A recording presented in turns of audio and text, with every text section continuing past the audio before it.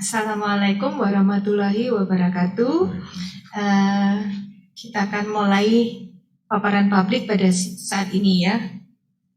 Bisa dilanjut PowerPoint ya. Nah, untuk paparan publik siang ini akan ada 4 agenda, yaitu agenda yang pertama adalah penyampaian kinerja perseroan tahun 2022, kemudian penyampaian kinerja perseroan di kuartal pertama tahun 2023 dan hasil rapat umum pemegang saham tahunan pada hari ini Selasa 23 Mei 2023, dan agenda yang keempat adalah diskusi. Ya, lanjut dengan penyampaian kinerja perseroan. Penyampaian yang tadi kebalik ya. Oke. SP. Ya, kinerja perseroan di tahun 2022 pendapatan meningkat sebesar 17,11% dibandingkan dengan pendapatan di tahun 2021 lalu. Dengan gambaran penjualan sebagai berikut, pendapatan perseroan di tahun 2022 adalah sebesar 279 miliar dan pendapatan perseroan di tahun 2021 adalah sebesar 238 miliar. Kinerja perseroan di tahun 2022 berikutnya untuk yang ini yang dalam penjualan karton box ya, meningkat 15,37% dari 167.500 di 2021 meningkat di 193.250 di tahun 2022. Kemudian perhitungan EBITDA perseroan di tahun 2022 naik 8,74% di angka 54,9 miliar, sedangkan di tahun 2021 adalah 50,5 miliar. Laba bersih perseroan di tahun 2022 meningkat 30,40%, yaitu sejumlah 23,9 miliar, sedangkan di tahun 2021 adalah 18,3 miliar. Kinerja perseroan di tahun 2021 dibandingkan dengan tahun 2022, sebagaimana tadi disebutkan di penjualan, kemudian gross profit margin dan operating profit margin dapat dilihat di tabel, sedangkan peningkatan aset di tahun 2021 526,7 miliar dan di tahun 2022 553 miliar, meningkat 5%. Perbaikan kinerja perseroan di tahun 2022 tercermin dari penurunan liabilities. Di tahun 2021 adalah 202 miliar dan di tahun 2022 adalah 188,8 miliar. Peningkatan ekuitas di tahun 2021 adalah 324 miliar, sedangkan di tahun 2022 adalah 364 miliar, meningkat 12,2%. Kinerja perseroan pada kuartal 1 tahun 2023 dapat disebutkan sebagai berikut, yaitu pendapatan perseroan meningkat 14,5%, dibukukan 68,1 miliar, sedangkan di kuartal pertama tahun 2022 adalah 59,5 miliar. Next, sedangkan penjualan perseroan di dalam kilogram di tahun 2023 di kuartal pertama 2023 meningkat 14,65%, 682.000 kilogram, sedangkan di tahun 2022 di 595.300 kilogram. Aduh, ganti.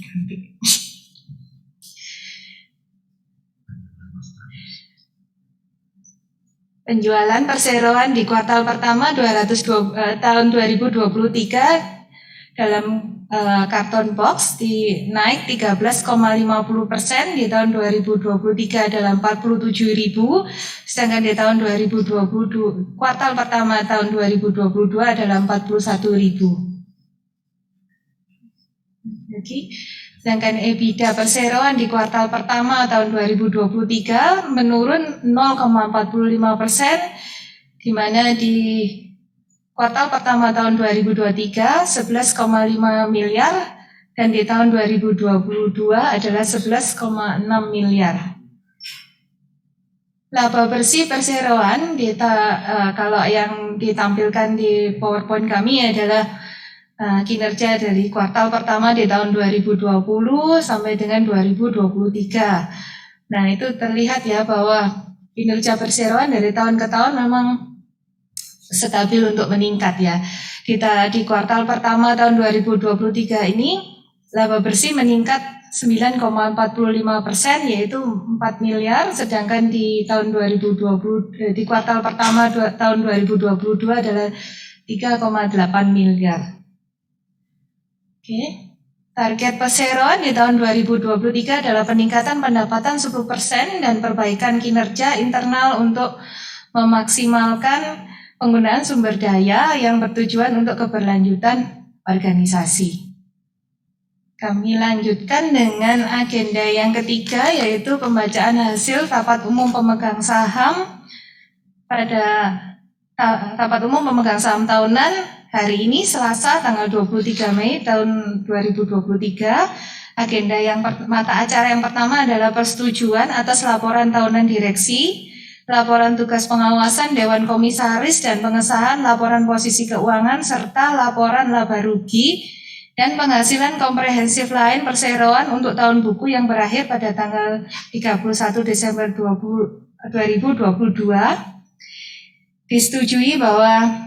Dari hasil rapat disetujui bahwa menerima baik dan menyetujui laporan tahunan perseroan untuk tahun buku yang berakhir pada tanggal 31 Desember 2022, termasuk laporan direksi dan laporan tugas pengawasan Dewan Komisaris Perseroan selama tahun buku 2022. Yang kedua, menyetujui dan mengesahkan laporan keuangan perseroan untuk tahun buku 2022 yang telah diaudit oleh KAP Johan Malonda Mustika dan rekan sesuai dengan laporannya nomor 0,021.00-AU-01-AU-1-2-1-3 Romawi tahun 2023 tertanggal 27 Maret 2003 dengan pendapat wajar tanpa pengecualian.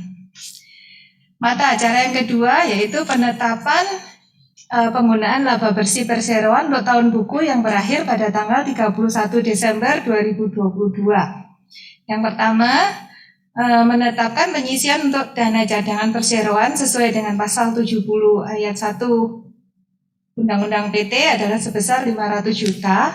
Kemudian yang kedua, menetapkan pembagian dividen sebesar 4,703.600.000 rupiah yang akan dibagikan dalam bentuk dividen tunai kepada para pemegang saham yang namanya tercatat dalam daftar pemegang saham perseroan pada tanggal 6 Juni 2023 pada pukul 4 sore waktu Indonesia bagian Barat recording date, atau sebesar Rp5 per saham per tanggal rapat ini, dengan memperhatikan peraturan PT Bursa Efek Indonesia untuk perdagangan saham di Bursa Efek Indonesia, dengan catatan bahwa untuk saham perseroan yang berada dalam penitipan kolektif berlaku ketentuan sebagai berikut. Yang pertama, kumulatif dividen tunai di pasar reguler dan negosiasi pada tanggal 31 Mei tahun 2023. Ex dividen tunai di pasar reguler dan negosiasi pada tanggal 5 Juni 2023.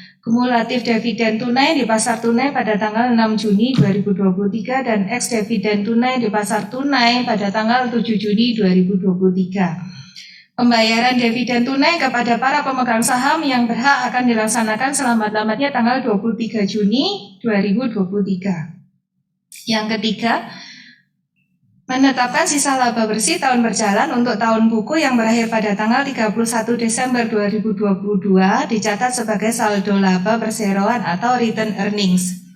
Yang keempat, memberikan kuasa kepada Direksi Perseroan untuk melaksanakan segala sesuatunya sehubungan dengan pembagian dividen tunai tersebut di atas sesuai dengan peraturan perundang-undangan yang berlaku.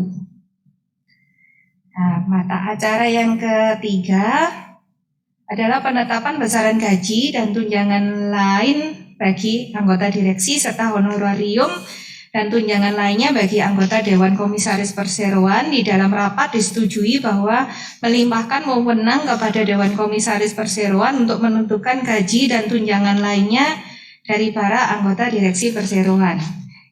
Dan menyetujui memberikan wewenang kepada Dewan Komisaris Perseroan untuk menentukan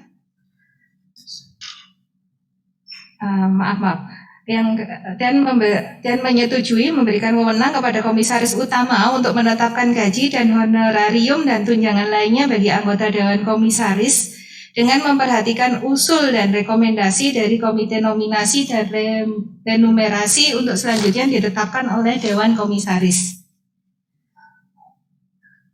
Mata acara keempat yaitu penunjukan akuntan publik yang akan melakukan audit terhadap laporan keuangan perseroan yang berakhir pada tanggal 31 Desember 2023. Dalam rapat disetujui bahwa mendelegasikan wewenang kepada Dewan Komisaris Perseroan untuk menunjuk KAP yang terdaftar di OJK yang akan mengaudit buku perseroan di tahun 2023 dan pemberian wewenang kepada Dewan Komisaris Perseroan untuk menetapkan kriteria KAP yang akan mengaudit laporan keuangan perseroan untuk tahun buku 2023 tersebut sesuai dengan ketentuan yang berlaku, serta memberikan wewenang kepada Direksi Perseroan untuk menetapkan honorarium dan persyaratan lainnya bagi KAP tersebut.